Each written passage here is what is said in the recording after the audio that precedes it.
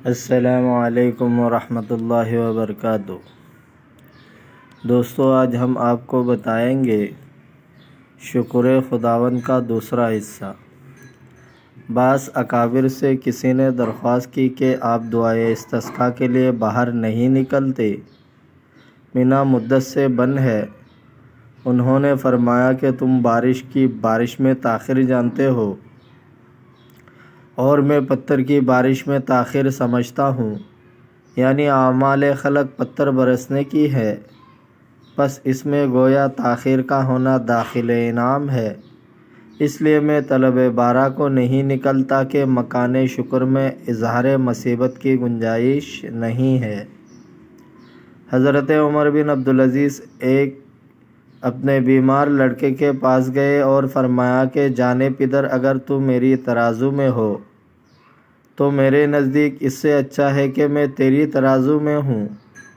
اس نے عرض کیا کہ آپ کی مرضی کے موافق اگر ہو تو میرے نزدیک اس سے بہتر ہے کہ میرے مرضی کے موافق ہو۔ خلاصہ حضرت عمر رضی اللہ تعالیٰ عنہ کی قول کا یہ ہے کہ اگر تو وفات پائے اور میں صبر کروں تو اس کو اچھا سمجھتا ہوں کہ میں وفات پاؤں اور تو صبر کرے، یعنی جزائے صبر میرے نامہ اعمال میں رہے۔ اور حاصل لڑکے کے جواب کا ظاہر کہ جو بات والد کو محبوب دیکھی اس کو بھی محبوب جانا۔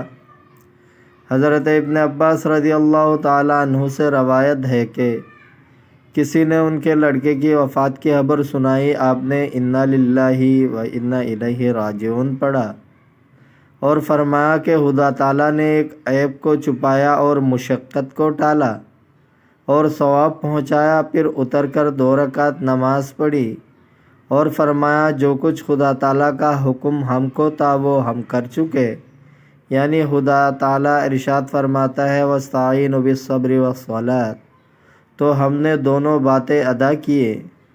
حضرت ابن مسعود فرماتے ہیں کہ جس شخص کو کوئی مصیبت آئے اور وہ اس میں کپڑے پھاڑے اور چھاتی کوٹے تو ایسا ہے کہ نیزہ لے کر وہ خدا تعالیٰ سے لڑنے کو تیار ہوا۔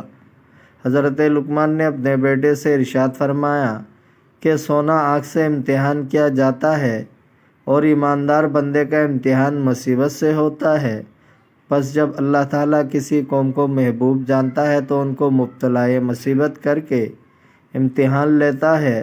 اس صورت میں جو شخص اس سے راضی رہتا ہے وہ بھی اس سے راضی ہے، جو ناراض ہوتا ہے اس سے وہ ناراض ہے۔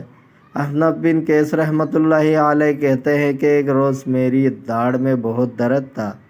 میں نے اپنے چچا سے کہا داڑھ کی درد کے مارے مجھے رات بھر نیند نہیں آئی۔ اسی طرح 3 بار میں نے کہا۔ انہوں نے فرمایا کہ تو ایک ہی رات میں داڑھ کی اتنی شکایت کرتا ہے؟ میری آنکھ 30 برس سے جاتی رہی مگر کسی کو معلوم بھی نہ ہوا۔